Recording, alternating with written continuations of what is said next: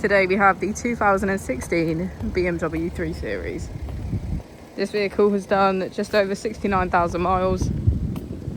It has an automatic transmission and a diesel fuel type.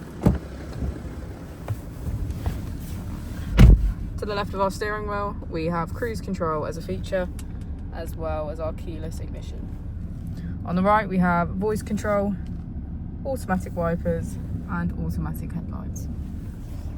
Moving on to our screen, we can access media, radio, smartphone integration, and navigation. If we put the vehicle into reverse, we can see that it comes with front and rear parking sensors. Just below our screen is our dual zone climate control.